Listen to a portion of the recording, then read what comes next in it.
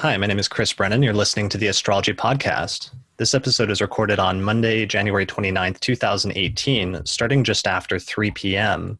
Actually, it's 3:12 p.m. in Denver, Colorado, and this is the 141st episode of the show. For more information about how to subscribe to the podcast and help support the production of future episodes by becoming a patron, please visit theastrologypodcast.com/subscribe. In this episode, I'm going to be talking with Kelly Surtees and Austin Coppock about the astrological forecast for February of 2018. Hey guys, welcome back to the show. Hey, Chris. Hey guys. Hey, all right. So we are back. Last month we did an entire yearly forecast, which was kind of a big thing to do. And this month we're back to our usual monthly grind, which feels a little bit more approachable. It feels a little bit smaller, a little bit more cozy, but I think better in some ways because we don't have as much work to do. How do you guys feel about it? I think the vibe for February is very mellow all around. I'm ready for some less epic themes. Yeah, less epic, far-ranging. Like we've been talking about like Saturn and Capricorn and like Uranus moving into Taurus for the next 7 years and all this other stuff. This month, we're just going to talk about some pretty light things, I think, by comparison. So we're going to start by doing some news and announcements. Then we're going to do some sort of general discussion topics about things that I've touched on in the podcast so far this month in order to get you guys' take on it. And then after all of that, we will jump into the forecast for February and talk about also eventually the auspicious electional chart that we've picked out for the month of February. So for anybody that just wants to jump ahead to the forecast or different parts of this episode, you can look in the description for the episode and I'll put some timestamps so that you can jump ahead. Otherwise, just enjoy the rest of the discussion. So first things first, what do you guys have coming up in terms of events or things in the next few weeks that you wanted to let people know about? Kelly, I know you just got back from Australia and doing a bunch of consultations and you're getting back into the swing of things now that you're back home, right? Yeah, I am. I feel like December, January were these kind of island months. And what I've got coming up for February, I start my first online class for the year, which is a 4-week deep dive on transits. So that starts the first week of February. And I've also got a very exciting new product, my Stellar Insights Monthly, which is like an exclusive access subscriber only program we're offering. So there'll be some really special content that I'm putting together for that. A lot of videos about the month ahead, different energies for February, that type of thing. So working pretty hard on those two things, prepping those two things right now. Awesome. I'm excited about that. So you're actually going to be doing like more deep dive sort of forecast type episodes, but for an exclusive sort of subscription audience, basically, right? Totally.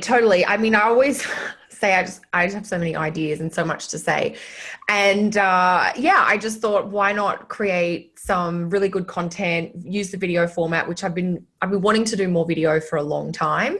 And my business partner, Tony, who gives me some really good advice, encouraged me to structure it in this way. So it's a massive experiment. We have no idea. We are getting people signing up. And we'll see, we'll look forward to feedback from everyone. But yeah, so it'll be like a short video overviewing the month and then a deep dive sort of week by week. This is what's happening. This is how you can use the energy for the month ahead.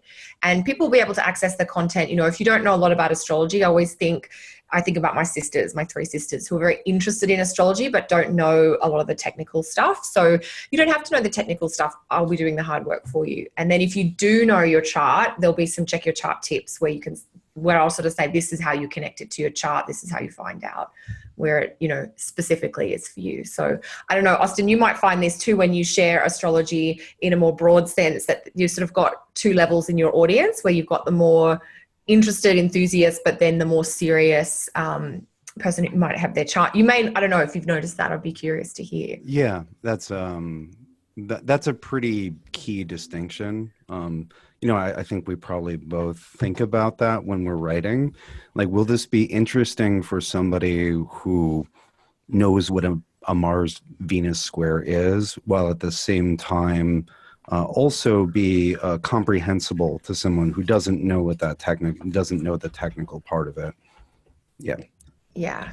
Definitely. And so people can find out more information about that on your website, which is kellysastrology.com, right? Yes, thank you. And yeah, the new program is called Stellar Insights Monthly, but it's right there on the homepage. So it should hit you in the face when you walk into the proverbial front door. Okay, brilliant. And Austin, what do you have going on this month? Well, I'm finally going to get my 2018 class schedule out. Hopefully before this podcast airs. I've been a little over busy and delayed and a little finicky about getting it perfect, but that'll go out this week and first week of February, and enrollment will be open for the entire year of classes. And there'll be an 8-month basics class, and there'll be sort of intermediate timing techniques class, and then there's going to be a bunch of several astrological magic classes, and then a bunch of little talks and seminars on more not random topics, but not like long 12-session class topics. So I'm sprinkling those around. So that'll finally be out this week, and I'm always writing. I've been doing my decanlies rather than my weeklies, and I've been doing my dailies for quite some time now. And people like those. They can support me on Patreon and get a bunch of bonus free stuff or extra stuff. Awesome. And people can check out more information about that on your website, which is austincoppock.com, right? Mm-hmm. Brilliant. All right. And as for myself, I've been working on this poster thing for the past month, which has kind of been a little bit crazy, a little bit hectic, and has gone a little bit awry. So first things first, there's been some shipping delays with the posters because apparently I bought poster tubes, like round, cylinders, and to ship the posters in. And evidently the U.S. Postal Service has problems. Yeah, Kelly, you've got one. Yeah. I can demonstrate. You can imagine this rolls off the roller, literally. So apparently I'm having a hard time getting answers from USPS, but a nice guy at a UPS store told me that part of the issue is that these systems are fully automated now, and round tubes will roll off of conveyor belts or sometimes won't be scanned properly because they don't have a flat surface. So that's why a lot of places are shipping to using triangular tube boxes. So I didn't know that when I shipped the first 100, 200 orders of posters, which are traveling in different parts of the world right now, and some of them are getting stuck. So if your poster hasn't showed up yet, which has happened to a few people, not a lot, but a decent number, send me an email and I'll check the tracking and see if I can get you a replacement sent if necessary. Otherwise, it may just show up randomly in the next few days, which is what most of them are doing at this point. I've since switched to Amazon.com in order to fulfill all of the orders, which was actually my original plan, was just to sell them through Amazon and then let Amazon deal with shipping. But what happened is the page on Amazon, due to a glitch, I couldn't get it set up in time and just decided to ship them myself in early January. So now that that's out of the way, Amazon's dealing with it. So if you go to Amazon and just do a search for 2018 Astrology Calendar Poster Bundle, you'll find the posters there for $19.95. And on Amazon, of course, you can get free 2-day shipping if you have a Prime account, which is pretty sweet. So there's also more information about the posters at the astrologypodcast.com/2018 posters. So thanks to everybody who's bought one. If you support the podcast, you listen, but you're not necessarily a patron and you want to support us, one good way is just buy a poster, and it'll be a good way to sort of show your support and get a cool, sort of useful product that you can use throughout the course of the year to improve your astrological studies in the process. So that's it for my plug on that. And I think we can move into our general discussion at this point.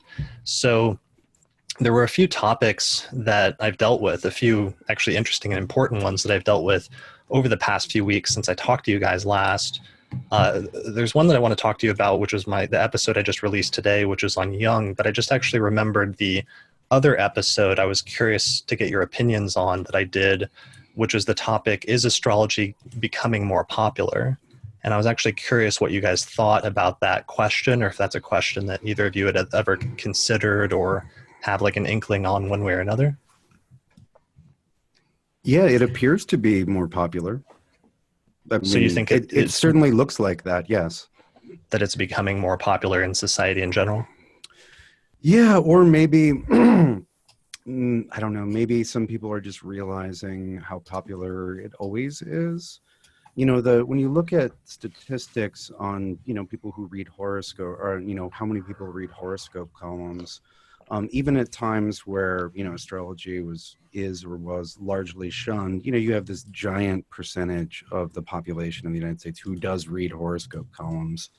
It's, you know, there's a little bit of a like dirty secret indulgence quality about astrology for a lot of people. They think they shouldn't be paying attention to it. Like, they're like, oh, I know it's not real, but I really like reading this thing. And so I don't know, I guess one question I would have is how much is the art of astrology actually more or less popular versus how willing are people to talk about it and admit it? That would be maybe another question I would throw in there. I don't have the answer. I just, you know, right. One of the directions my mind goes.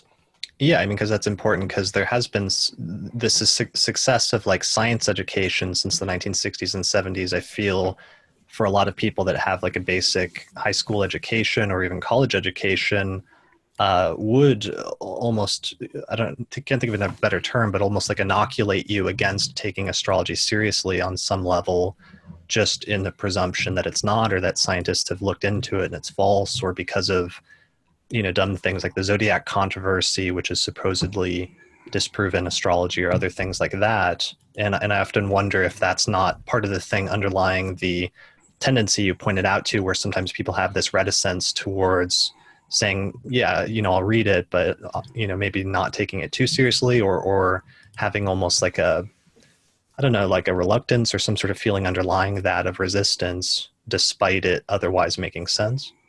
Yeah, not wanting to talk to a friend of theirs about, you know, they read this thing, you know, they read this astrology thing, and, you know, it's like kind of really true and was meaningful and actually changed the way they, you know, interacted with reality that week. If, you know, if your friend's just going to make fun of you for that, you're just not going to talk about it.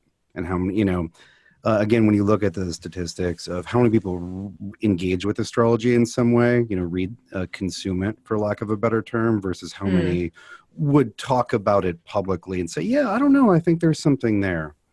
Sure. What do you think, Kelly? I mean, you just got back from Australia where you were pretty busy, right? I was. Gosh, I could say so many things. I do think it's getting more popular, and I guess it's hard though. I know I'm very mindful, I think, like Austin is, of, you know, we're in it, you know, so for us, our lens and our filter is we see it all the time, you know, probably like you guys are like me, where, you know, Facebook channels, there's just, you've got your regular real life friends, but there's so much astrology there because we have so many connections in this world. Right. That's a really important point, and that enthusiasts of any one thing always have a tendency to like see their thing as being really popular or something. And that tendency actually is the one thing that makes me sometimes question when all the astrologers like answer, because I put out 2 polls on this, and like 85% of the astrologers were just like, yeah, of course it's getting more popular. And it makes me like slightly nervous about that, because I don't know if that's like almost a confirmation bias or something to a certain extent. Yeah, that's what I wonder about too. And but then I do think about how things like YouTube and even Facebook and the explosion of good quality astrology on the internet, like, don't get me wrong, there's definitely some crap out there, but there is also a plethora of high quality stuff available either free or very cheaply. And I do think that helps. And I think about my siblings. I don't know if I've ever shared this with our listeners, but I'm the oldest of 6. So in my family, we have this big age range. And then by the time you throw in everyone's partners, you get this 15-year sort of demographic. And I guess I'm always struck by not just my sister's interests, but when my brothers have partners or what have you. I mean, one of them's in a serious relationship, one of them's more sort of a single dating kind of guy.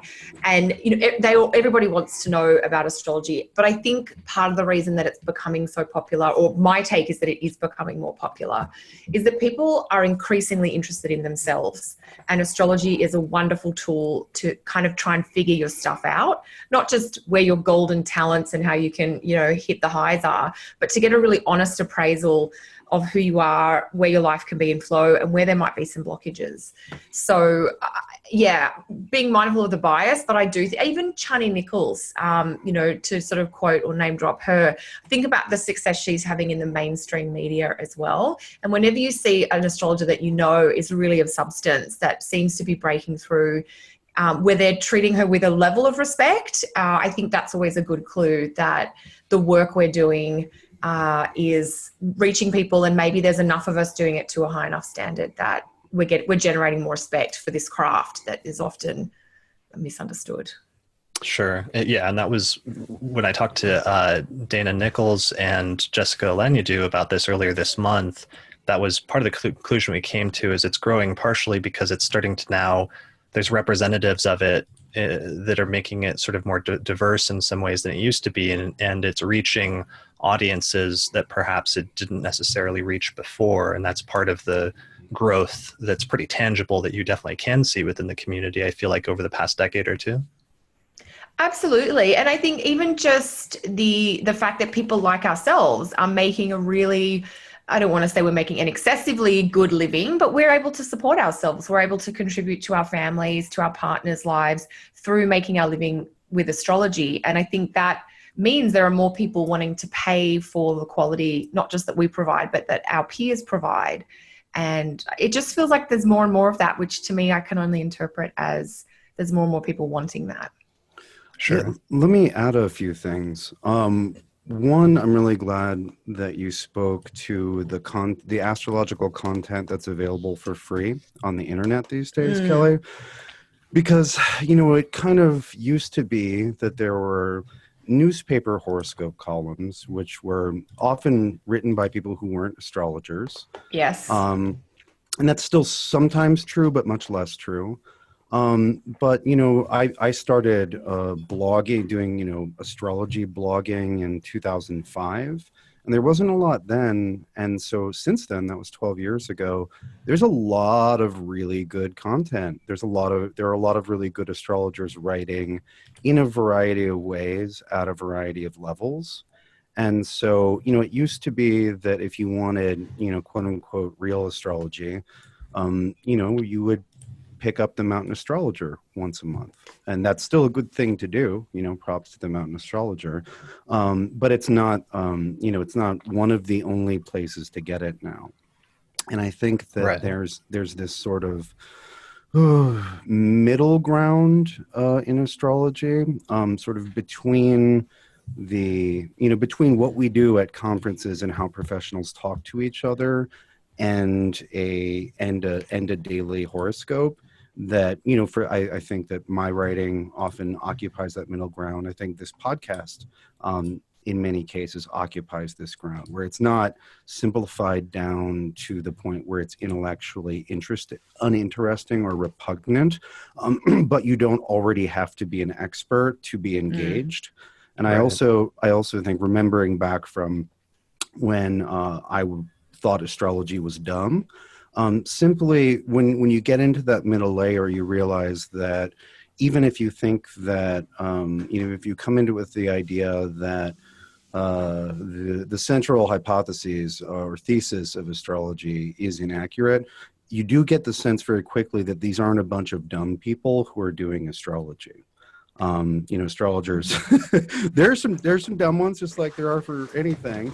But in general, astrology requires both, a very well-trained left and right brain, to use that metaphor, whether it's biologically accurate or not. You need to be symbolic, imaginative, but also very precise and linear, and able to do some math very quickly in your head, et cetera, et cetera.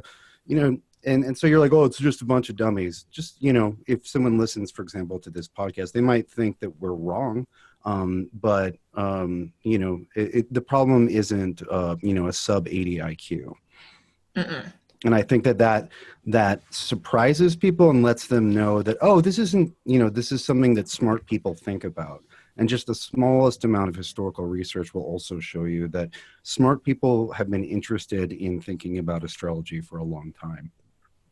Sure. And it seems like that difference between that like middle ground astrology and what the basic intro level, pop level astrology is like getting smaller because more advanced astrological concepts are starting to penetrate the mainstream, like the concept of Mercury retrograde or the Saturn return, things like that. And while in some ways it's almost the popularization of those concepts can be problematic because sometimes it becomes obnoxious, like with the Mercury retrograde thing, can sometimes get overblown or overplayed. It still seems to be indicative of more, advanced forms of astrology becoming slightly more popular in modern culture in some ways. And that has to indicate some level of popularization, you would think. Yeah, that's a great point too. So two things. One, I see a lot of technical distinctions that were, buried in an 800-year-old book 20 years ago, being trotted out and utilized in, very, very horoscopy sun sign stuff. Some of the traditional revival is has filtered into a lot of astrologers' practice. And some of those technical distinctions, I think, are literally just making astrologers better. And then my second point is, and this is sort of complementary in relationship to a point you made earlier, Kelly, about astrology being useful for people who want to explore themselves.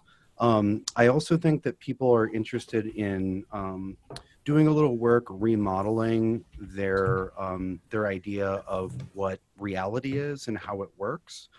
I don't think that a lot of the explanations and models that people grew up with or were taught in school seem very satisfactory at this point in time. A lot of the holes in those models are, there's a loud shrieking wind blowing through them. And I think more people are interested in what might be real that they were told was not real.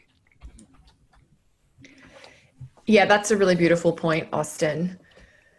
I've always thought astrology fills part of that gap where people are looking for some contextual or philosophical framework. And I think you make a really good point around how you may disagree with astrological ideas or concepts, but if you talk to an astrologer, you're more likely to find a well-educated, well-read individual than you are to find someone that you might be easily able to dismiss out of hand. Yeah, I remember a conversation I had 10 years ago where I was like meeting someone. I was meeting a friend of a friend. We were sitting around eating some food. They're like, "Oh, you're an astrologer, but you seem like a rational person." Yeah. It's like, that's not a contradiction. Astrology would be very difficult to do without the faculty of reason. Correct. Yeah, that seems to be the biggest response when I'm meeting people, or they're like, "Oh, what do you do?" And it's like, "Oh, I'm an astrologer." And they sort of give you this look that's sort of like, "But you seem normal." Right. And it's like, "Well, yeah, I am." But you don't seem mentally ill. You must be extremely high functioning. See, and to me, that's the outer reality of what has to be the majority of the population, though would still view astrology as not a legitimate phenomenon that's done by crazy people or pretenders or what have you. And I guess that's the broader reality I want to be careful about, because in the episode we were very positive that we did earlier this month, we were very positive in looking at the bright side, but I always want to keep in touch to some extent with that other broader reality of where society is at today, where astrology is not broadly accepted as a legitimate, viewpoint or point of view or cosmology or whatever you want to call it. Okay, I want to take that point and go even bigger in frame, because our world is the English-speaking world, and that if we're talking about like the world and actually, the human world, I think that studies would show. I haven't done these studies, but I'm rather certain that the English-speaking world is probably the most skeptical towards astrology. And maybe, then I would probably include Western Europe in that, generally speaking. But, there's like billions and billions of other people. There's all of the Asian continent and the subcontinent. And I find that people who are not from Western Europe or an English-speaking country don't generally, I can't depend on them to be like, oh, but astrology is for stupid people. Like that's not an impression I get nearly as often. I think that some of that materialism and skepticism is can be located in the Anglosphere. I don't think it's evenly distributed throughout the world. And I'd love to hear from listeners as to what they think if they're living in other places. Sure. And you brought up numbers, and that was actually one of the criticisms I got of the previous episode, which is that we didn't cite specific studies or like how many practicing astrologers there are, how many websites and things like that. And that really, I didn't make that the focal point of the discussion because there's really not good statistics for most of those things. Like we don't know how many practicing astrologers there are in the world. The number of astrology websites is not really representative of necessarily hardly anything, and it's a little bit hard to check and watch the growth of that relative to the growth of the internet in general, with so many people getting online for the first time in the past decade, or with the decline of astrology books and the publishing industry in general versus more things moving online and all these other things. It's very hard to actually get statistics for astrology. It would be nice, but those all those factors you discussed do make it really difficult. And I don't know that number of websites would be a good indicator. Yeah, it's not. And because the quality of those websites varies widely, like who's doing them, why are they doing them, is it legitimate astrology or is it fake? Like there's all these variables that make a lot of those statistics, if you're trying to analyze them, completely pointless.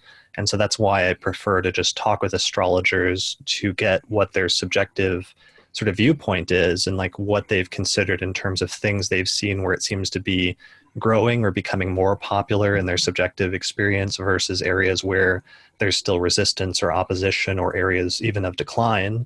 And that brings up the last point I want to mention about one area that you might be able to speak to, Austin, which is just, it seems like, while I feel like I've seen a decline in the publishing of astrology books, I almost feel like I've seen more magic books being published over the course of the past decade than I thought there were before. And I was wondering if there wasn't a bit of a growth or in that area in terms of the popularization of magical or occult or other types of studies, especially amongst the more recent, like millennial generation.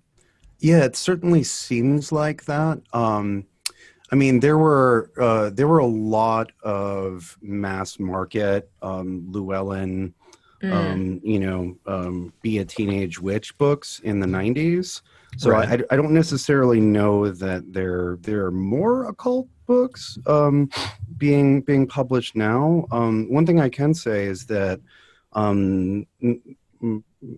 magic and astrology have run very parallel over the last 20 years in the sense that there have been translation movements and wanting to look back 500 years or 2,000 years before before a lot of the sources. There was, just like with astrology, let's say in 1989, people would look back and were basically using late 19th century models of magic or, theosophically influenced late 19th century models of astrology. And a similar thing happened in both subjects where people are like, well, yeah, but what were their sources? And suddenly you're back in the Renaissance and you're like, oh, what were their sources? And then you're back another 500 years. And then before you know it, you're in Alexandria.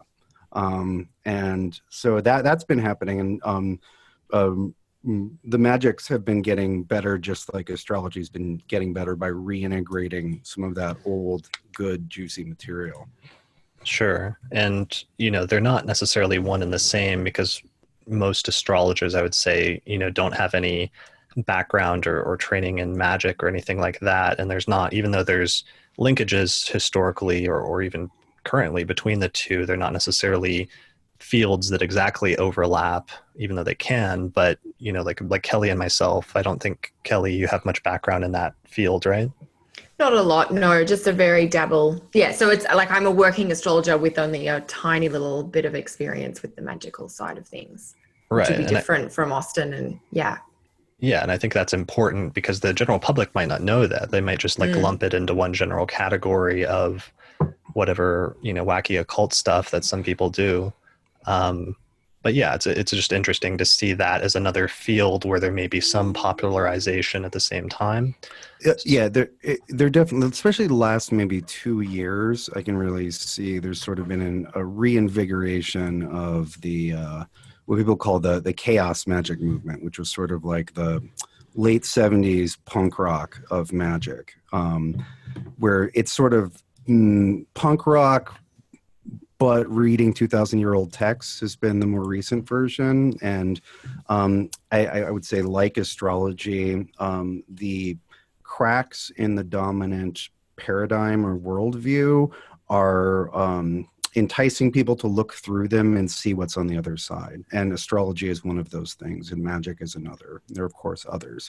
And of course, that's not a wholly good thing when people realize that the worldview they have, that's the dominant worldview that they grew up with isn't working. That creates a variety of crises and problems, and can and people can end up exploring things, ideas that aren't useful, right? That weren't part of the reality model for a very good reason, right? Where everything becomes conspiracy theory. Right. And so, this is, I don't know, I feel like this is part of the Neptune and Pisces melting reality slowly over its 14 years. We're coming up on the halfway point, and I think things are getting good and melty, and people's worldviews are getting more plastic, which is both good and bad. I don't mean plastic in the sense of fake, but as in terms of malleable. Sure. Yeah, and even not that we're necessarily looking to time this potential, popularity, increase in popularity in astrology, but I did wonder about the Neptune in Pisces piece and that just general openness around spiritual, metaphysical, mystical things in general. To speak to what you're saying there, Austin, that idea of people appearing through the cracks to see what's on the other side. There's a lot of options on the other side, but I think that need to peer through, or that calling or drawing to do that, it sort of feels like it's part of this Neptune in Pisces thing, where the questioning of what you were told as a child, is that real? What were you told was fake? And maybe that's real. So yeah, the questioning and the searching, the questioning. Yeah, and even if you look at, mainstream physical science, if you look at what physicists are talking about right now, they're very out there ideas. It's a lot of stuff that makes the the somewhat mind-boggling ideas that we got from exploring quantum mechanics seem almost quaint. People announcing that according to our calculations, the universe shouldn't exist, and it's all it's all very challenging to a sort of half-educated materialism. Well, everything's made of gears. I know that. There's definitely no such thing as a conscious being, says the conscious being. We have respected biologists doing experiments and finding out that plants appear to have thoughts and intentions and react to their environment as beings like that. Like that's pretty out there. That's very challenging. Sure. So speaking as an out there and stuff, that's a transition. It's not a very good transition, honestly. I'm just trying to move us to the next topic, which is this segue, Chris. Right. Thank you. It takes a lot of practice to do segues that good. So the other topic that I just did was an episode I released today, actually. So you guys probably haven't had a chance to listen to it yet, which was an episode on Carl Jung and his thoughts and views on astrology based on a new book that just came out a few months ago titled Jung on Astrology, but also his influence on the astrological tradition.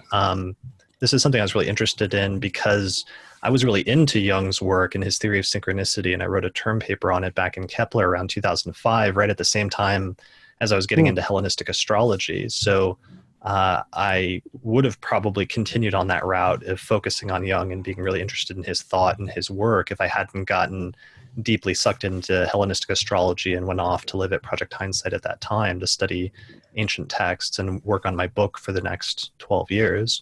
So now that having just published the book last year, it was interesting coming back and reading this book Jung on astrology, because it sort of just outlines his thought and shows how this was really a subject that he studied pretty intensely for the larger part of his adult life, and how he incorporated it into his thought and into his practice as a psychologist.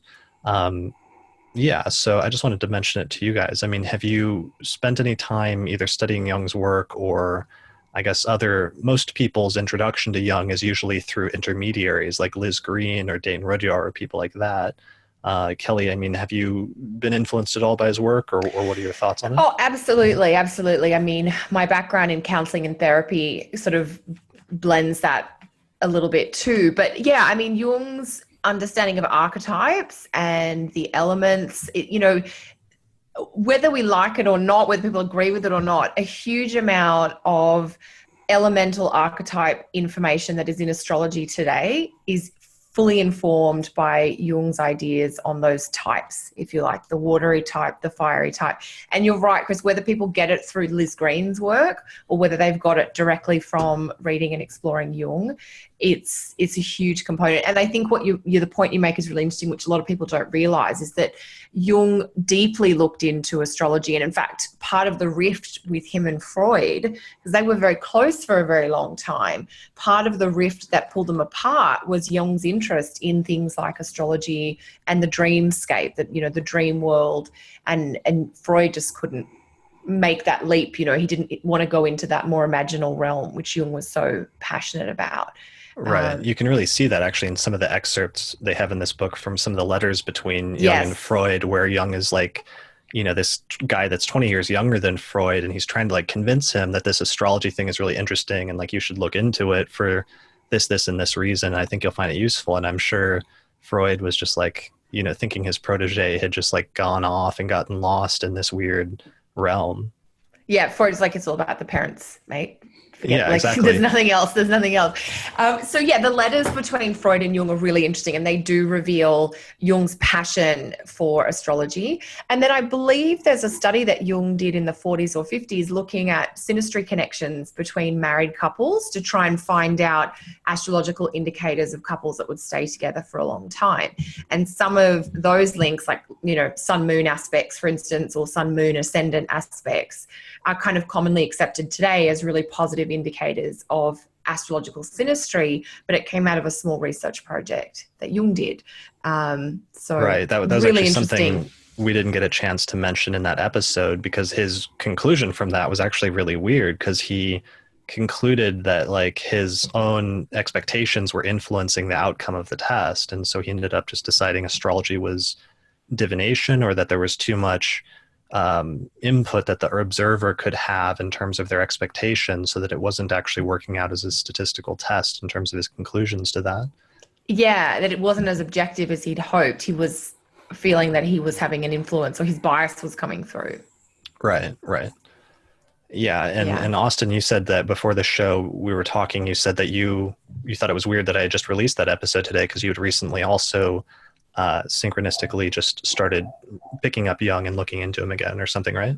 Yeah, well, I guess people don't know this, but like depth psychology was very much my first love. My parents met in graduate school for humanistic psychology, and so the bookshelf growing up was like full of Jung and Freud, and especially Fritz Perls in Gestalt psychoanalysis. So, when I was 19, I was drenched in, the Gestalt sort of reformation of Freudian psychology, and I was reading Jung and all of that. And, then I discovered some other things and kind of went away from that.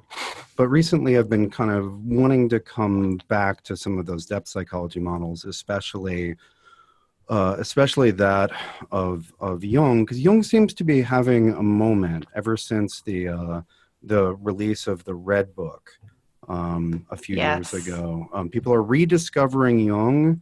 And sort of, and it's the undiscovered Jung. It's not the Jung that very carefully, with his Saturn in the first house in Aquarius, formulated his ideas in such a way that they could be heard by his professional peers. This was like Jung writing, allowing himself to get crazy privately. And so it's in the Red Book, you mean? Yeah. Yeah. And so there's a little bit of a like, oh, this was what was going on inside the person who said those things. But anyway, just the other day I picked up, I had Eon on my bookshelf, which is his essays on the phenomenology of the self. And I decided that would be my companion for bath time. And I was very interested in his idea of the self with a capital S. He was talking about how just as there are unknowns that we encounter in the external world and that we have to adapt to or change us, like we have new experience, he said that, there are also experiences we have internally where we encounter a piece of ourself or a figure or a vision or a set of feelings that were part of us, but not yet part of our conscious personality, and that there is just as much undiscovered that could change us on the inside, which of course presupposes a much deeper and larger landscape of self. And I thought that was just so interesting and fits so well with what you see astrology modeling in practice. People, sometimes it takes a long time for a person to discover their chart. They may not recognize their Mars at age, 14, but you talk to the same person at 38 and they're like, oh yeah, I know that part of me. I, integrated that when I was 25 or whatever. But anyway, the funny synchronous part of it was that next day I woke up and I was like, okay, I'm going to finish my my essay, my column on the first decan of Aquarius, and which is a place that's about discovering and encountering the unknown. And then I was like, oh, that's exactly what I read in Jung last night. And then I looked it up, and of course Jung has the first decan of Aquarius rising, and I was like, all right, great. So yeah, there've been Jung things happening lately. And speaking of, he has like this amazing chart from a Hellenistic standpoint, and I didn't know this until last week when I pulled up his chart for the first time. It's a beast. And this is a great, actually, since we can share the video for the people watching this on YouTube, I'll actually go ahead and share the chart right now, and I'll try and describe it for those who are just listening to the audio version. So this is purely just from a Hellenistic standpoint. So he has, assuming it's correct, which I think the time is actually really good, but there's a tiny debate about it. It's basically, is the sun, it's about like a 5-degree debate at max. And so almost everything is sure except whether the sun is above or below the horizon. Okay. Well, I'm going to take, this is the version, I believe, based on, at the end of this book, Jung and Astrology, which I should mention, actually, I'm going to do a giveaway. Our giveaway this month is I'm giving away 2 copies of this book, Jung on Astrology, which is edited by Saffron Rossi and Kieran LaGrice, to patrons who are on the giveaway tier, who are our listeners. So I'll announce the winners of that on Wednesday, I believe, but I just wanted to mention that that's the giveaway this month. At the end, they actually have an interpretation of his chart, which is by his daughter. So his daughter actually, Jung's daughter actually grew up to be an analyst, but also an astrologer, just like her father. And she used a time that's pretty similar to this, or pretty close. Okay, right, within 5 or 6 minutes, I guess. So she put 7:32. So so he has about, let's say, 2 degrees of Aquarius rising. He has Saturn ruling the ascendant as the traditional ruler. And interestingly, in one of the excerpts in this book, he actually refers to Saturn as the ruler of his ascendant, which I thought was interesting as an early to mid 20th century astrologer, that he was actually still using the traditional ruler of Aquarius, which was Saturn. So he has Aquarius rising, Saturn in Aquarius in the first house. It's probably a day chart, even if the sun just set recently. In a lot of charts that I've been working with over the past few years, I tend to see them as still behaving like day charts, even if the sun is just barely below the descendant. Chris, we don't have time for this now, but I actually did a zodiacal releasing for Jung. Right. And I've got the case for the day chart versus the night chart based on the releasing that I think you would enjoy. I mean, I ran the day chart and I saw that he was in like a 20-year peak period for the last like 20 years or something of his life. And I thought that was pretty convincing. Did you find something else interesting with the night chart, or where did you come down? Yeah, there's a good case for both. I'm not prepared to make all of it right now, but they're both very interesting. And you can, yeah, well, there's not enough time to get into it. I'm not fresh with the data right now. Okay. But they both work extremely well. Maybe we could do that. I'm going to do an episode on Jung on the Casual Astrology Podcast here, I think in the next few days for patrons who listen to that. So maybe we could review that sort of privately there. That'd be fun. Yeah. So Aquarius rising, Saturn ruling the ascendant. It's in its own sign. It's in its own domicile of Aquarius. It's in the first house. It's probably a day chart, potentially, arguably, which would make it of the sect in favor. So this is basically pretty much as well placed of a Saturn as you could come up with. It's actually kind of reminiscent of the Saturn of Marsilio Ficino, who I believe had a similar, was it like Aquarius rising with Saturn in Aquarius? Is that? I think so. Yeah. That rings a bell. So that Saturn is actually being bona fide by Jupiter, which is up in Libra in the 9th whole sign house, potentially in a day chart, where it has a superior both sign-based and degree-based trine over Saturn, which is actually applying and will eventually complete in an exact aspect. So Jupiter is in Libra in the 9th whole sign house, and it's overcoming and bonifying Saturn, the ruler of the ascendant. It's also perfectly conjunct Spica. Oh, Jupiter is? Mm-hmm. Right, and it's in his 9th house, which is just so interesting because that was the other dimension that he really brought to psychology that set him apart and obviously partially caused the rift with Freud. But it's the thing that really separated his psychology is integrating this sort of spiritual or sort of quasi-religious component. And so it's interesting to see his 9th house being so prominent partially as a result of that. Yeah, no, it's a great chart. I think I did like an hour of class on this chart. We had such a good time pulling it apart. It's one of those where everything works. Right. So he's got the sun in its own domicile in Leo in the 7th whole sign house, conjunct Uranus, in squaring Neptune. Neptune is squaring the ascendant-descendant axis. The moon is exalted in Taurus in the 4th whole sign house, and it's actually, interestingly, in a mutual reception with Venus, which is in Cancer at 17 degrees of Cancer in the 6th house. That Venus and Mercury otherwise would be the two planets that are a little bit more problematically placed in his chart in the 6th, but they're actually being improved by that configuration with the moon, where the moon is angular and it's aspecting both of them with reception within 3 degrees. So the moon's actually helping both of them out. Venus and Mercury are both overcoming Jupiter through a superior sign-based square. That Mars, potentially in a day chart, is the most problematic planet in his chart. And it's interesting that it's placed there in the 9th house of friendship, given his famous split with Freud.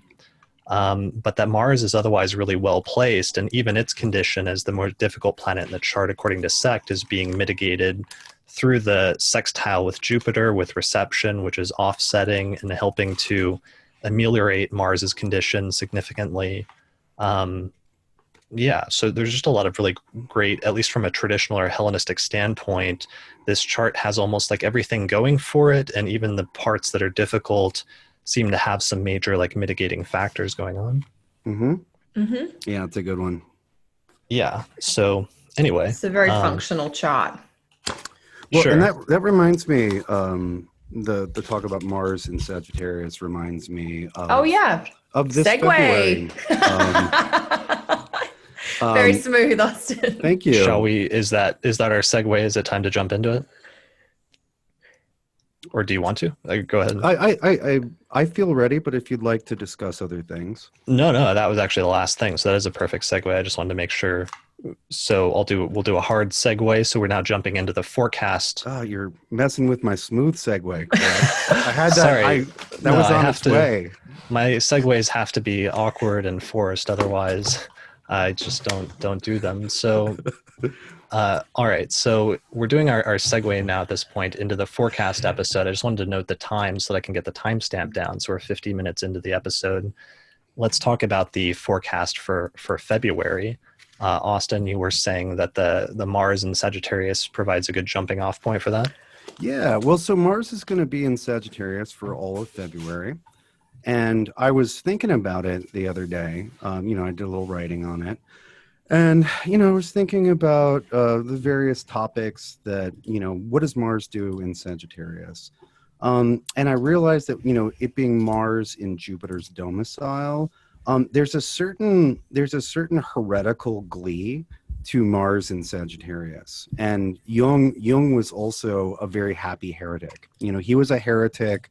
He was a heretic in the eyes of the psychoanalytic establishment, and he loved the Gnostics, who were, condemned voluminously as heretics. And it just got me thinking. I have a friend who has Mars in Sagittarius who wrote a book that has heresy in the title. And the more I looked for heresy in Mars in Sagittarius, the more I found it. And it made me want to redo the Warhammer heresy memes. I don't know, some of the younger, hipper kids out there in the audience might know what I'm talking about. Just look up heresy memes.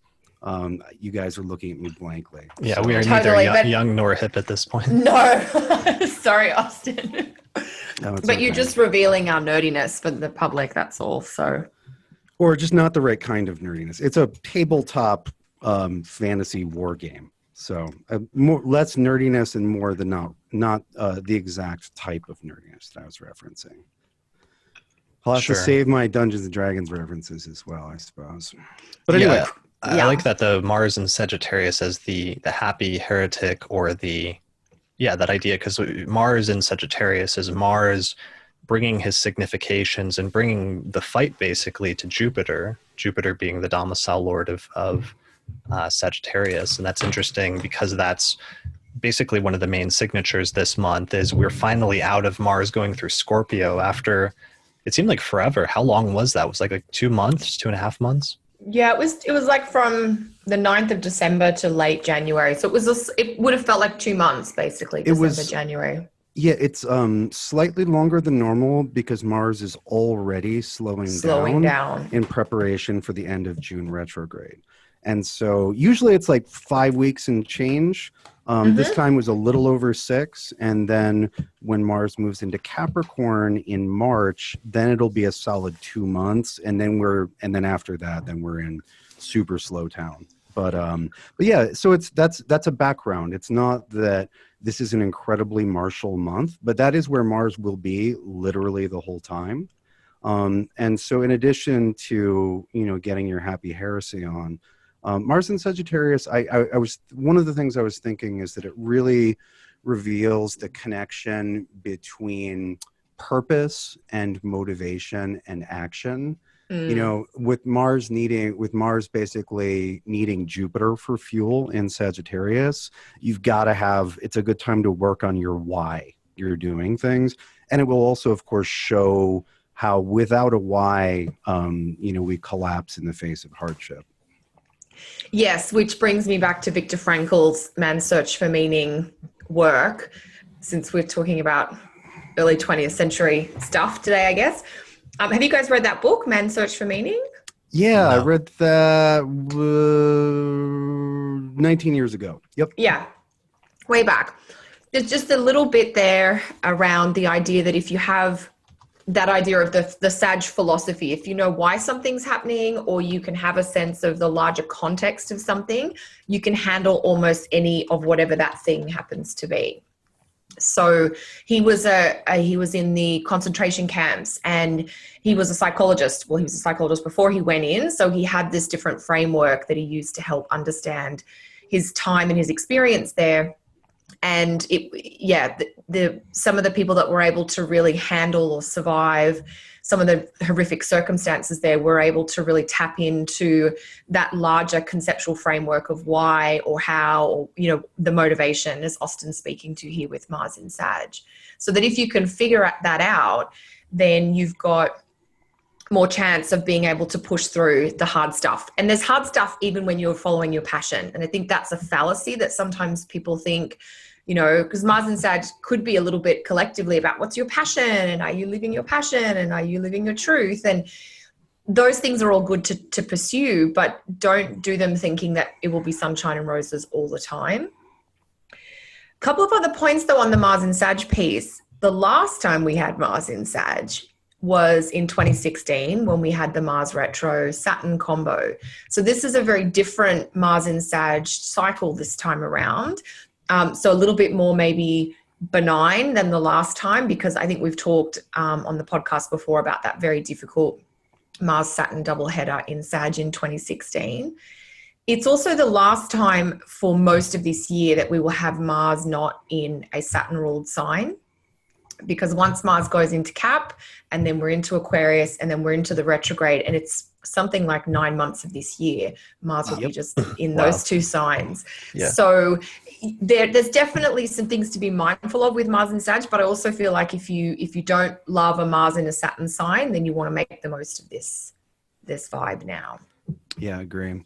And this is also the first time with Mars moving through Sag that Jupiter's in Scorpio, so that they're actually exchanging signs at the same time, or the first time since Jupiter's gone into Scorpio that's been the case.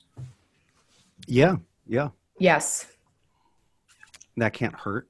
It'd be nice if they had an aspect between them, but you know, that doesn't hurt. So quick note, Kelly, I Astro Data Banked Viktor Frankl. And Sag Moon. Oh, Sag Moon, of course. Oh my God, of course. Because it's all about the Sag perspective. Okay, thank you.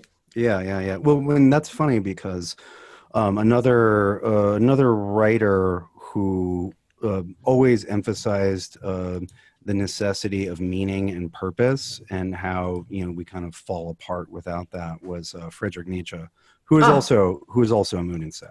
Oh, there you go. Yes. Yeah. And that's the quote that I love. He who has a why can bear almost any how, or something. Yeah.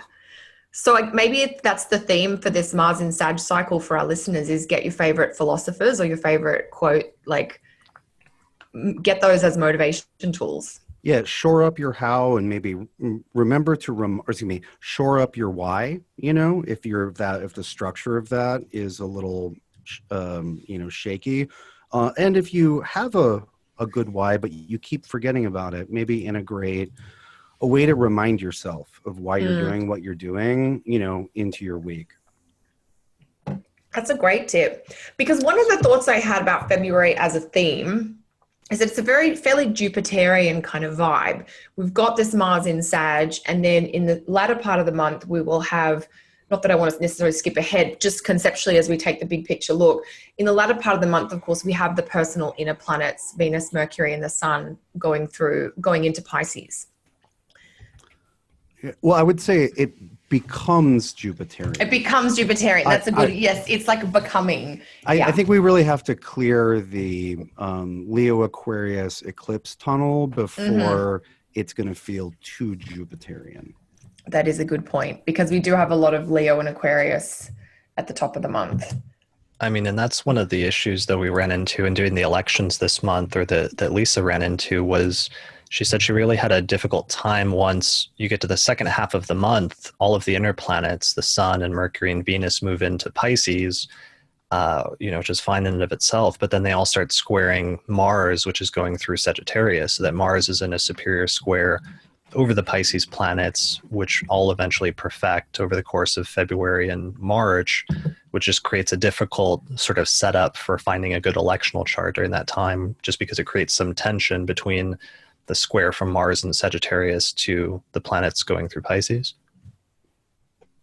I mean, how do you guys feel about that square in terms of balancing out, on the one hand, what should otherwise be a more positive thing with everything in Jupiter ruled signs, and even Jupiter itself being in Scorpio trining all those Pisces planets, but then Mars, creating some tension from Sagittarius at the same time? Yeah, it's a little bit of a fly in the ointment, but I don't, it doesn't worry me over much. I think the planets in Pisces and Sagittarius having the same ruler helps a lot. I also like all of the planets in Pisces being able to see their ruler, Jupiter, in Scorpio by trine. I think that's really nice.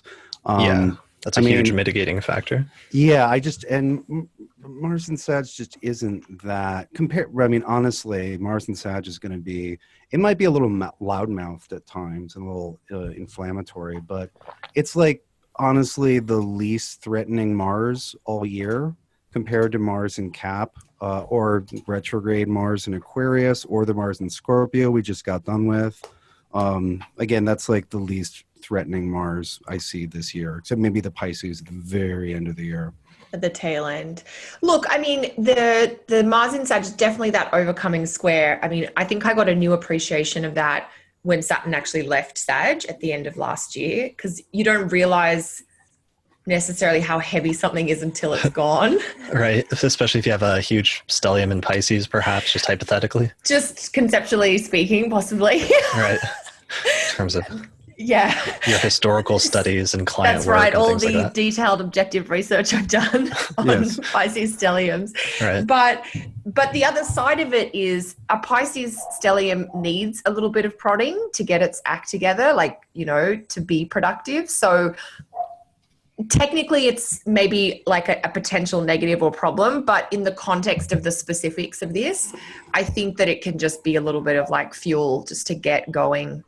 And as we said, with the mitigation from Jupiter, I think the Jupiter trine all the planets is maybe an override or a more of a special feature, I think, for this month. Yeah, I can see it being actually more trouble picking a perfect electional moment than than it's going to provide trouble on a lived daily level.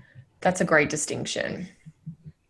I'm trying to pull up some like Mars and Sagittarius natal charts to compare your Mars and Sagittarius statements, Austin. And so far the people I'm coming up with are like Elliott Smith. Oh, there's a good one. George Carlin. That's a nice. He's a happy heretic. Yeah, that's a good Mars and Sagittarius example. There it is. Mars at 0 Sag, retrograde. Who else? T.S. Eliot, Richard Nixon, a few other, Jeffrey Wolf Green, interestingly. Kim Kardashian. Say no more, please. Yeah, and a few other. Oh, that's so funny. Actually, James Dean is actually the.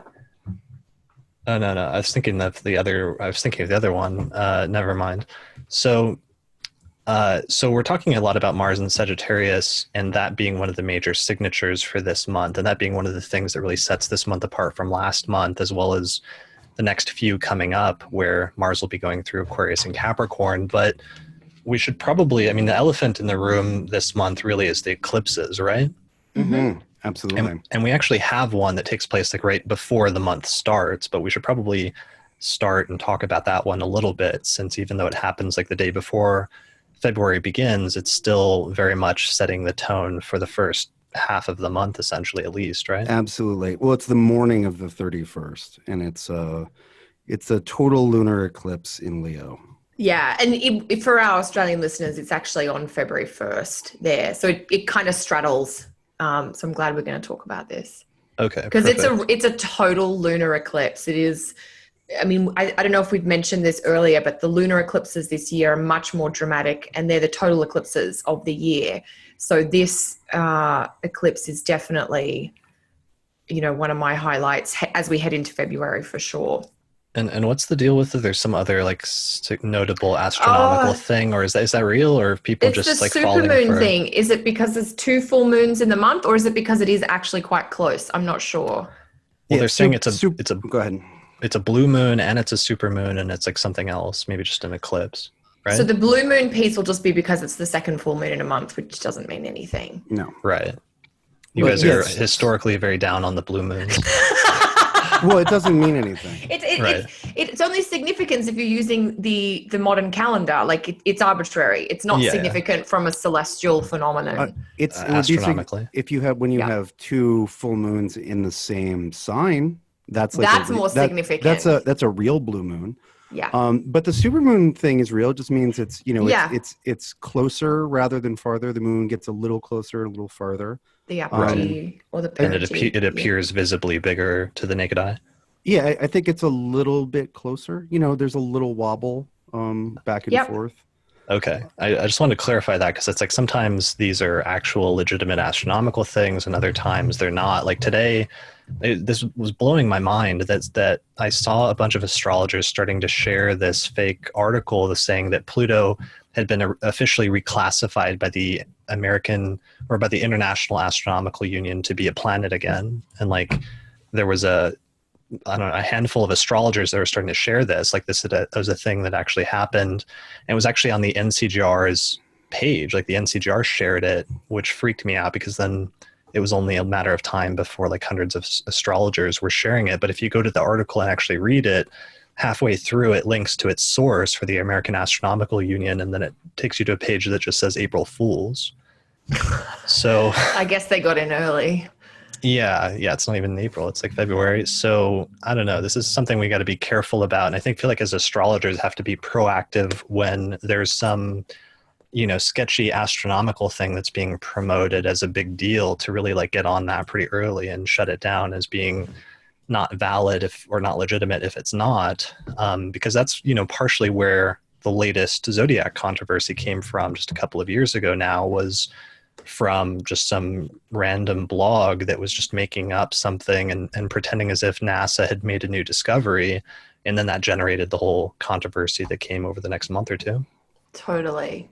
So the supermoon is when we have a new or a full moon at the same time the moon is in perigee, which is close. I just confirmed whether it was the perigee close or apogee furthest. So I guess it adds to the visual phenomenon because it is physically, relatively speaking, closer.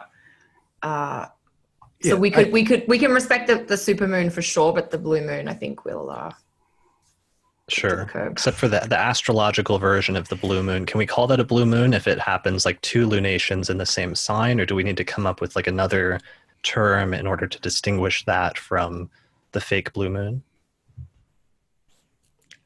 I would give it its own term, or I just say it's two full moons or two new moons in the same sign, which is unusual.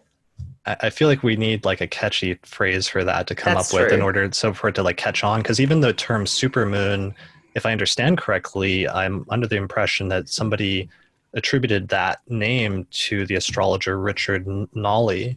And like in some like astronomical books, this astrologer is actually credited with coming up with that name, even though he only introduced it like 2 or 3 decades ago. So I think we need to, maybe we could crowdsource this and see if anybody in the audience can come up with a catchy name for two lunations in the same zodiacal sign. I'll let you guys think about that. Yeah. All right. So clearly our Saturn and Virgos are freaking out by being put on the spot, Chris. Right. Yeah. I don't want to put you guys on the spot. So this lunation, this full moon lunar eclipse is taking place at, it looks like 11:37 Leo. So 11 degrees of Leo. The moon will be at 11 degrees of Leo, conjunct the North Node at 14 Leo. And the sun will be at 11 degrees of Aquarius, conjunct Venus, which is at 16 degrees Aquarius.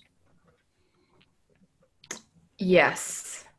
I don't know. I kind of like the North Node element of the moon. I mean, I know it's an eclipse, so I know the moon will be partially not visible for a period of time. But the symbolism of like the full moon energy coming up to the North Node, that idea of, I want to say the word spotlight, but I don't mean a literal light because it's an eclipse and the light is blocked. It's more like the internal awareness that might be described as like coming into the light or gaining clarity about something. I don't know. I'm excited for people to get a taste of something new or fresh or different around whatever house area this eclipse is triggering for them. But That's probably my typically positive spin. And over to you, Austin. Okay, yeah. So eclipses stir things up. They stir up the deeps, and stuff comes out. You get one of the sort of most general but accurate things we can say about eclipses is it stirs up the unknown both inside you and outside your life, and stuff just happens. Things happen out of the blue, or those things which were latent jump into being visible. A lot of times, one of the phenomena I've seen is people always report really intense, strange dreams around eclipses, even people who aren't big dreamers. And you often have something which maybe you suspected would happen, or a change you think you were maybe going to make. Suddenly it comes in, how should we say, it comes into being fully formed with surprising rapidity.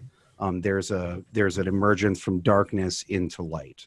We get to see what's in the shadow, right? On an experiential level, a full moon, a total lunar eclipse like this, that's a lot of, how should we say, it's a lot of lunar juice. It's going to activate people emotionally. There's going to be a lot of feelings. There will be many feels, especially with it being in Leo. There will be feels. Yeah, there will be a tendency to act that out and to express that, which I will ask you to kindly restrain.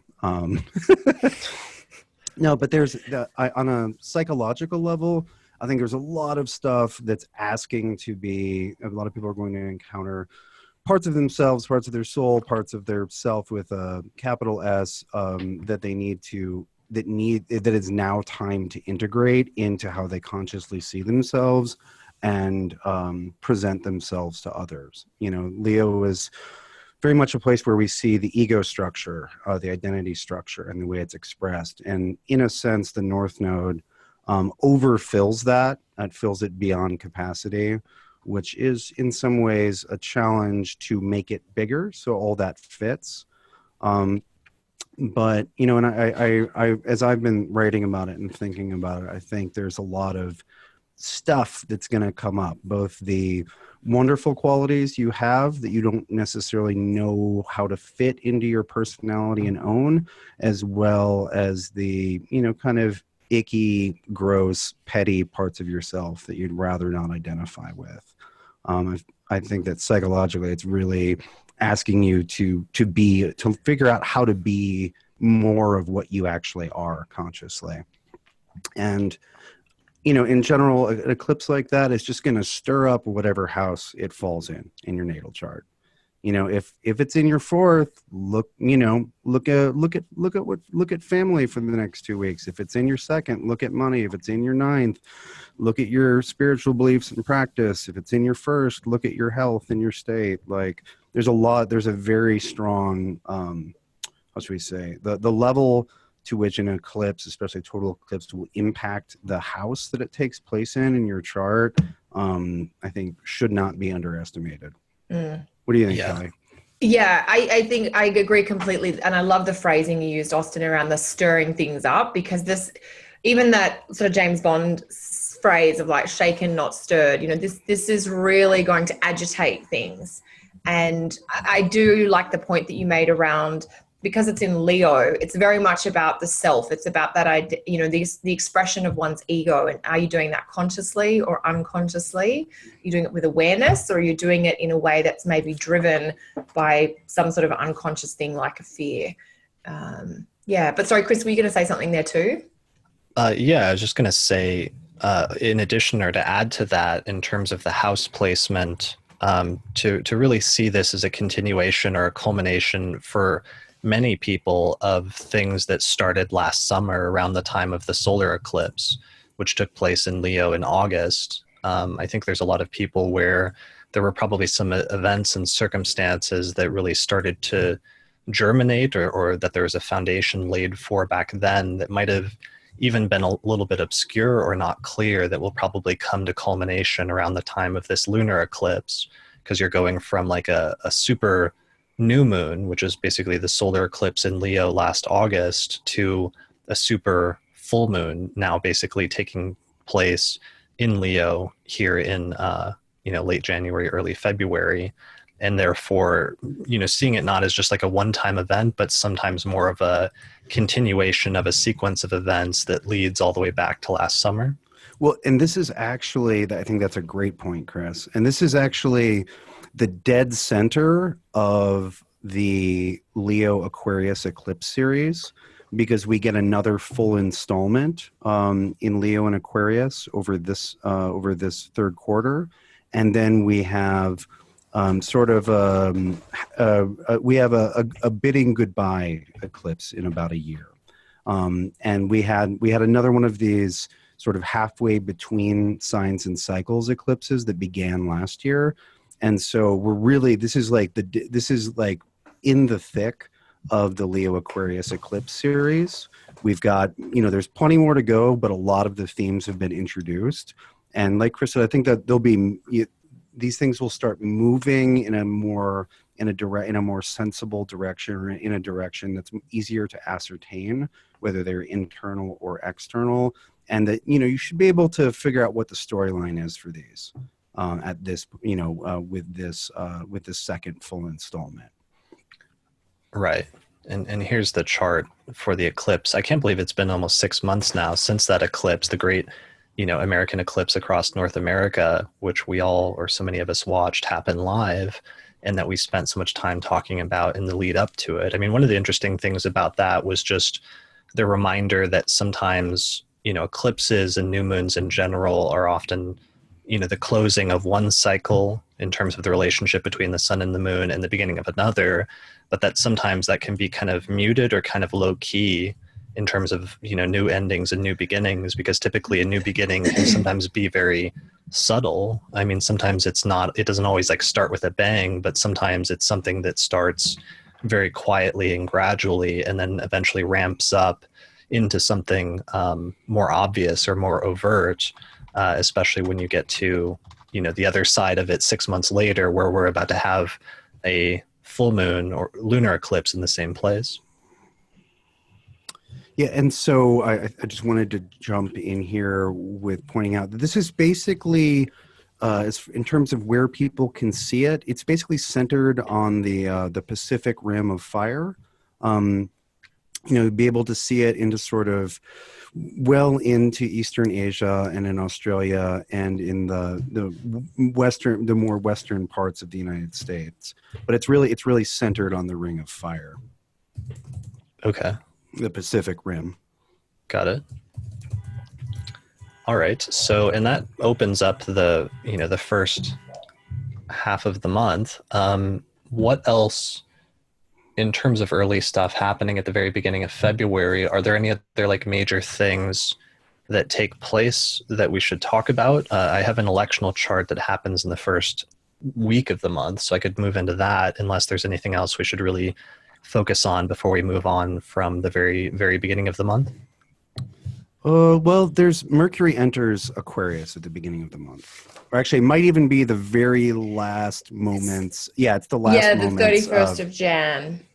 Yeah, so Mercury's in Aquarius when the month begins, and we'll shift into Pisces later. Yes, and I think the only big sign change, or not even necessarily a big one, but Venus moves into Pisces on the 10th of Feb. So to speak to what you're saying, Austin, like we come into February, Mars just having moved into Sag and Mercury having just moved into Aquarius, which is a different tone to what we've had throughout January.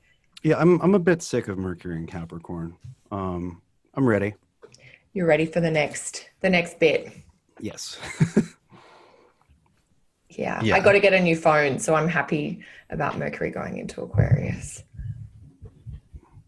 Yeah, I'm happy that Mars no longer going through Scorpio, even though it was nice having it applying to that conjunction with Jupiter for a while with reception, especially in some electional charts, and I'll miss that. Some of the squares and other things that it was having were not that great. I liked it, but I got so much done. I almost completed my transformation into a human freight train. It's funny, Austin, because I know you mentioned in our pre-show chat that you were exceptionally busy in that time. And I would have to say that we were busy doing slightly different things, but that freight train energy. And I met up with a astro buddy in Sydney, and she reminded me that the last time Mars and Jupiter were actually together in Scorpio was like in the early 80s. Really? Yeah, which I was surprised by, and I have to confess I have taken her word for it. I haven't done the research myself, although it sounded reasonable. So anyway, just based on my personal experience. But yeah, I thought that's, we don't often think about something like Mars and Jupiter being in the same sign together. We might make an assumption this happens every 12 years. but Mars only covers half the zodiac in a 12-month period, and Jupiter will only be in one sign. So actually, more often than not, Mars and Jupiter do not end up in the same sign at the same time. So I just checked it. Your friend is right. Yeah. She would have written about it. I don't want to name her, but I didn't think she would be wrong. So the freight train. So that was good, but it's nice to have a shift now, I guess, with Mars going into Sag. We've got to get our lives back, Austin, from our freight train workaholicism. But I like being a freight train. Yeah. It's funny. I was talking about this with another friend who's not an astrologer, but who also loves working. And we just have to keep that work-life balance going. Anyway, sure. To your electional, Chris, over to you. Yeah, can you see this chart? I'm not sure if I'm sharing it correctly. Yeah, Feb 11th, just before like 11:30 a.m. or something. No, it should be February 7th here. Let me try switching it. That makes more sense. Yeah. Okay. I was a little curious why you put the moon on top of Saturn in its detriment. Yeah, why the chart ruler was combust the sun or something. I don't know. I mean, we'll see if you like this moon position any better. So the issue, this is the electional chart. This is the one we're going to highlight. So we've got actually, I think 4 or 5 electional charts we're going to highlight this month that Lisa Scheim found of lisasheim.com, lisasheimastrologer.com, not sure, one of the two. She was having some problems though, like I said. Now that Mars is in Sagittarius, once everything moves into Pisces, it's a little bit difficult to find good electional charts because so many of the inner planets then are going to be applying to that square with Mars, which is, at least certainly in day charts, something that you want to tend to avoid for electional charts. So the one that we wanted to highlight for this month actually takes place earlier in the month while most of those inner planets, the Sun and Mercury and Venus, are still in Aquarius, where they're getting this superior square from Jupiter in Scorpio. So here's the chart. It's February 7th, 2018, starting around 5 p.m., so just before sunset, basically, in whatever your location is. So in these electional charts, we set it for local time. So what you want to do is basically set the chart for this date around the same time and then try to adjust the chart so that the ascendant is around 14 degrees of Leo in your location. And if you do that, then you should end up with somewhere around 5 p.m. in whatever city you're located in. So the chart has mid-Leo rising, and the ruler of the ascendant is the Sun, which is at 19 degrees of Aquarius in a day chart, and it's applying to a square with Jupiter within 3 degrees, which is at 21 degrees of Scorpio.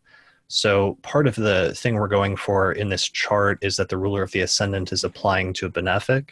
It is a square, which is slightly difficult, but because it's a benefic, it's not that problematic. The fact that it's a day chart makes Jupiter the most positive planet chart in the chart according to the doctrine of sect, which is very helpful in this instance. You've also got both of the benefics being angular, Jupiter in the 4th whole sign house and Venus in the 7th house, in Aquarius at 26 degrees. The moon is in Scorpio, where it doesn't typically have a lot of dignity. However, it is separating from a very close conjunction with Jupiter and then applying from there to a square with Venus. So you've got almost kind of like a quasi-enclosure of the moon between the two benefics, where the moon is separating from Jupiter and applying to a square with Venus. Saturn is the ruler of those 7th house Aquarius planets, and it's actually in the 6th house, which is not a great position. Typically, that could be a condition known as counteraction, where you have a planet that's relatively well placed, like those 7th house Aquarius planets are, but they're ruled by a poorly placed malefic that's in the 6th or 12th. That was historically or traditionally called a condition of maltreatment or affliction. However, Saturn is mitigated in several different ways. The most important one for my purposes is that I made sure that it's very closely trine the degree of the midheaven, which is at 5 degrees of Taurus in this chart, trining Saturn at 5 degrees of Capricorn. Saturn is also in its own domicile, and it's also a day chart. So there's some major offsetting factors that are making Saturn in much better condition than it would be otherwise, which is important since it's the planet that rules the sign that the ruler of the ascendant is located in, which is the Sun. Other things about the chart, I think that's pretty much it. I mean, it's not, Mars is the planet that's more problematic in this day chart, but it's in the 5th house, and it's not really afflicting anything yet, like it would be later in the month when it starts overcoming all of the Pisces planets through a superior square. So this is the one that we wanted to highlight for February as the most auspicious electional chart that we could find. There's 3 or 4 other charts that we're going to go through on the Auspicious Elections podcast this month that Lisa and I are going to record tomorrow, but I will go ahead and save that for that recording. So yeah, what do you guys think?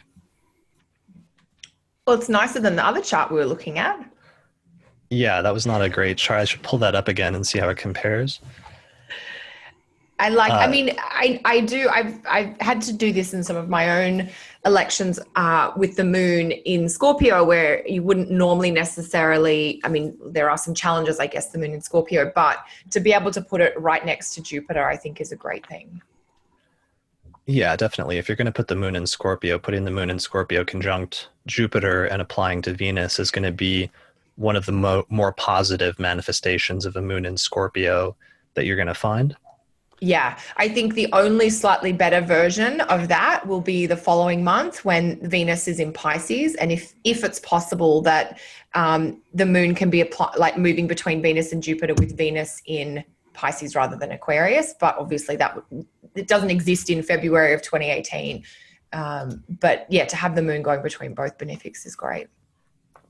Yeah, definitely. That's about all that's the most you can do with the moon in Scorpio. Sure. Yeah. So, and the last thing I meant to mention, I want to talk about this more on the Auspicious Elections podcast this month, but I was actually surprised. I found it kind of humorous. Well, not actually that humorous, kind of annoying, but that in December, when I was getting this whole posters thing together, Mercury was retrograde most of the month. And that in and of itself led to some delays as I was trying to actually get the posters and get them prepared to go on sale. And I got them printed up by this company and the company shipped them to me, but then FedEx lost them and they claimed that they had delivered the posters to me and left them with my roommate, but I don't, of course, have a roommate. And so they ended up having to send me a second order of posters, and it was this whole like Mercury retrograde type debacle. One of the funny things about that, though, is I actually ordered the round tubes right in the center of the retrograde, and using an electional chart, I think that ended up emphasizing Mercury because I just knew that I had to order them that day in order to get everything on time. And I just sort of crossed my fingers and hoped that it would work out for the best. So that ended up being ironic then, of course, that the following month, the big issue with the posters would be them not being delivered or getting stuck in the mail because they were round tubes that were getting stuck in the postal system. So it brought up kind of an interesting issue in terms of both electional astrology and things like Mercury retrograde, which is sometimes you can initiate something potentially earlier on under a Mercury retrograde, and it can kind of stamp, that activity with that particular quality, which then sometimes doesn't always manifest exactly during the Mercury retrograde itself, but sometimes can have like a delayed fuse, which shows up later on during the development of whatever venture it is that you're trying to initiate at that time. Have you guys dealt with stuff like that? Yeah, I mean, I think that's a big part of how election works. I would also add that Mercury retrograde had the distinction of beginning conjoined Saturn and then concluding afterwards with another conjunction to Saturn. And so that was that particular cycle had delays particularly baked into it. Yeah, and it's so funny because it's like, it was just, it's a basic principle of astrology. It's not like I was surprised, but it's funny to get reminders or to have things like that re-emphasized in different ways at different times constantly. And just to see a reminder of very basic principles like that. Like, yeah, if you start something under a certain alignment, it's going to carry the energies of that forward, and that's going to show up at various points during the lifetime of that venture, whatever it is, or however long it lasts. Yeah, there's a little bit of, when I think of electing things, or, the birth of a human being, creating their natal chart, it's a little bit of a like, when do you loose the arrow from the bow? Because, it sort of has its own trajectory once you loose it. Right. There's a little bit more steering involved, obviously, in human affairs, but there is an element of that. Sure, definitely. All right. So that brings us back to February then, since the electional chart was on the 7th, and we talked about Venus going into Pisces around the 10th and 11th. Mm-hmm. And then what's coming up after that? And Kelly and I both love that. Yes, both we love agree. Venus and Pisces. Yeah. Yeah, you're supposed to love Venus and Pisces. It's exalted. I mean, I like that. I'm still a little thrown off by that Mars. I know you guys don't think that Mars is going to be too much of a problem, but it's definitely, it's not as clean of like a Venus and Pisces as we normally are used to experiencing. And there's just something about that that's a little problematic to me. It's better than squaring Saturn, which it did for the last 3 years. Yeah, I will definitely give you that. That's a good point. Okay, so And the Venus square Mars, for people listening at home, will be an exact aspect on the 25th of Feb. Okay, 25th, so right at the end of the month, and that's the first planet basically that catches up to Mars eventually. Does Mercury get there first? No. Mercury's at the end of the month, the 28th. Oh yeah. Okay. Mercury does a double header with Mars and Pluto on the 28th. But okay, so we're back around the 10th. The only aspect I have around the middle, the sun will square Jupiter on the 10th as well. And then we're into Did you want anything to add there, Austin? No, I mean, the way that I'm looking at the month, it's sort of like, Venus and Pisces is a nice little change. Like there's a nice little, it's more soothing than Venus and Aquarius. Kind of oils up the machines a little bit, reduces friction. But really, I'm just kind of waiting for the partial solar eclipse to close out and balance the pair of eclipses. And I think those are the eclipse dynamics are going to kind of dominate what's happening until we can get, a couple days past that solar. All right, so you're talking about this solar eclipse that takes place at 27 degrees of Aquarius on the 15th of February? Yeah. That's the one. Right in the middle of the month. There we go. I was disappointed that it wasn't going to be a Valentine's eclipse. I thought that would be kind of right. fun. So close. It's very close. Well, the moon is on the south node on the 14th. You guys know that Valentine's Day enrages me. Not because what a surprise, Austin. No, it's not because it's not because I'm against romantic or erotic love. No, I am in a romantic and erotic love with my partner of many years, Kate. But here's the thing. If we're talking about scheduling holidays, there should be some astrology to that. Correct. Right? And so even something like Thanksgiving, it's like, well, it always occurs on a Thursday, which is Jupiter's day, when the sun's in Sagittarius, a Jupiter rules sign, and we're supposed to give thanks. Makes sense. Makes sense. Eat yourselves crazy also makes sense. Right. And, Christmas makes sense as sort of a, Yule solstice thing. However, with Valentine's Day, the only thing we're guaranteed to get is the sun in late Aquarius. Yeah. And actually, one of my best friends has the sun in late Aquarius. It's not a romantic position. He's a Libra rising, so he's relatively smooth. But but the sun in Aquarius, the sun in late Aquarius, that's not like, ooh, that's the romance election. Like I actually, Kate and I did this one year, and I proposed this for everyone. Reschedule Valentine's Day for the day that the sun hits Venus's degree of exaltation at the end of Pisces. Yes. Try that. Yes. Anyway, end rant. That's a good idea. You make a good point, Austin, because there is no connection. What does Aquarius? I mean, Aquarius is a great sign with some fine points, but you wouldn't put it in anything to do with, sweetness or romance or even... Right. If you've got the entire year to choose from, right? Yeah. So it's not a Valentine's eclipse, unfortunately. It is the day after Valentine's Day. It is the 15th of February. And this one's a lot more mellow than the big lunar that sort of preempts the month. It's a partial solar eclipse in Aquarius. It's little sliver. It's off the south node rather than the Nerth node. The Nerth node. The Nerth node. It's the south node. But it is a ways off the south node. Like I think it's 13 degrees separated or something. Yeah. And so it's not as intense. And the south node is about letting go of things.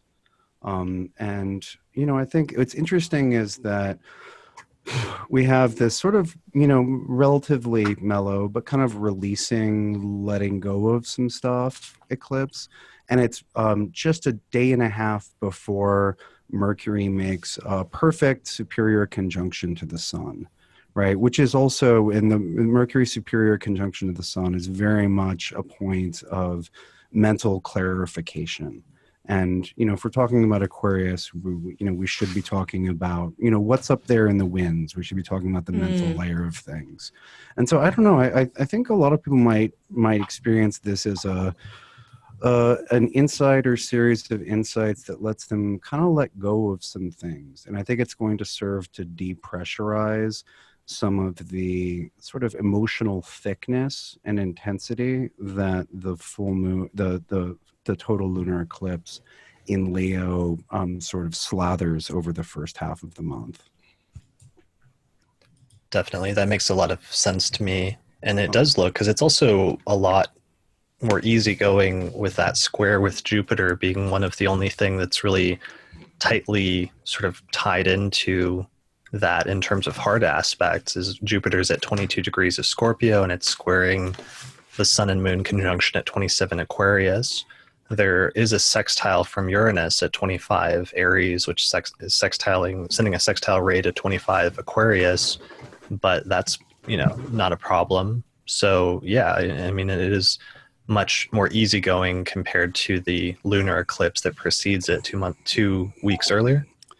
Yeah, and if we're talking about insight and what occurs on a mental level, Uranus is good for insight. There are things it's not good for, but yeah, I don't know. Just looking at it and talking with you guys about it now, it's sort of like the lunar feels really sensitive and egoic and personal, and it's also just a bigger eclipse. Whereas the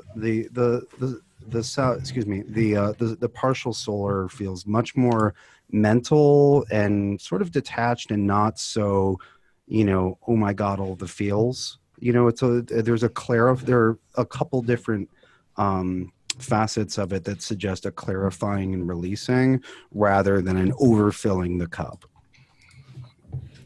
That's a really nice distinction, that the clarification. I think the tendency with that full moon in Leo, one of the potential problems that I can see with that is the Leo eclipse, is just the being overrun by emotion or passion or primal kind of influences, which is the opposite of what this Aquarius eclipse is, which is just much more cool, calm, collected, or at least logical. And it's almost one of the little not anomaly, that's not the right word, but it's a new moon eclipse, but it's on the south node. So the nodal influence about that need to release will override the normal kind of starting new energy, I think, or it's sort of a weird blend that we've got to have some of that endings and releasing and that clearing out. Well, as a new moon, you can begin a lunar cycle or half of a lunar cycle that has release and cleaning out as a theme. Yes, absolutely. Like you could even set it as an intention for 2 weeks to kind of clear some of the dregs from the last little while, and then kind of get set for the next few months. Yeah, and so, Kelly, you and we were all talking about this before we started recording. Once we get past this eclipse, it's not perfect, but really the next month, sort of mid-February to mid-March, is pretty mellow as far as this year's astrology goes. It's almost like a little bit of a vacation or a little bit of a calm before before whatever weather comes afterwards. Whatever comes next. Right, before everything gets busy with like the Mars retrograde or getting ready to go retrograde, Uranus going into Aquarius or going into Taurus, Venus going retrograde eventually, and everything else that's going to happen later this year. Yeah, because once we get in towards the equinox, like the second half of March, we've got Mars is in Capricorn with Saturn, which is tough. That could be good tough, but that's not like take a little time off, right? No. And then we've got a Mercury retrograde in Aries that starts up just after that, and it's going to be a somewhat chaotic equinox, and then by the time we're done with that, it's Uranus in Taurus, and Mars is deep in its shadow, et cetera, et cetera. And so I like this second half of February through first half of March thing. It's a nice little piece of territory. Yeah, I mean, even just visually, if you look at the Planet Watcher calendar for this month, which I'll make February like the cover image for this episode, there's hardly anything on it. It's like the one month this year where there's only like 3 or 4 things that I note, which are just the eclipse happening on the 15th and then the 3 planets ingressing into Pisces, and that's pretty much it. Whereas almost every other month has at least like 5 to 10 different things going on. Yeah. So in some ways, it's like just if it feels a little pausey or there's just a couple of things going on, use February to kind of get centered and deal with that, because there will be much more happening at other points in the year. Yeah, and if you had some New Year's ideas, some New Year's resolution ideas, and you kind of already got off track, it's maybe a time to put that freight train back on the track, so that by the time things get exciting again, you'll be on that track. You'll have some momentum in the right direction. Definitely. Yeah, and the calm before the storm, so to speak, of the rest of 2018. All right. Well, I think that's a good note then to wind down on, since we've pretty much covered all of the major things for February. I meant to mention at the top of this episode, because we got a lot of comments of people asking me what software I'm using when I did the yearly forecast last month. And so the software I'm using for the Animate chart feature is called SolarFire. You can actually get a discount on SolarFire if you use the promo code that they created for us, which is AP15, when you purchase the software from the company that makes it, which I think is called Astrolabe. So Astrolabe Software, which are based in Cape Cod, Massachusetts. All right. Well, I think that's it then for this episode. Do you guys have any parting words before we adjourn for the month? I don't think so. No, I think everyone's got the vibe, which is good. Hoping. Yeah, I think it's good. This is a nice change of pace from like the frenetic, like we have to cover everything that's going to happen in the next 12 months of last month. And then Austin, you and me and Patrick and our Saturn and Capricorn, like attempt to give an overview of the entire history of like Saturn and Capricorn and all previous transits of that planet, and then everything that's going to happen in the next 2 or 3 years. This is a much more low-key episode than those have been, so I appreciate that. It may not be as dynamic or as like exciting as those were, but yeah, it's good to be back to doing these monthly forecasts with both of you again. And I look forward to meeting up with you again next month to look at March. Yeah, that'll be fun. That'll be fantastic. All right. Well, so I guess then we'll call it quits. Austin, where can people find out more information about your work? At my website, which is austincoppock.com, AUSTINCOPPOCK. Brilliant. And Kelly, what about you? kellysastrology.com. So kellysastrology.com. Awesome. And you can find out more information about the podcast at theastrologypodcast.com. If you're listening to us on iTunes, then please be sure to go and give the show a good rating, since that'll help other people to find it in the future, and we'll appreciate it. So that's it for this episode. So thanks for listening, and we'll see you next time.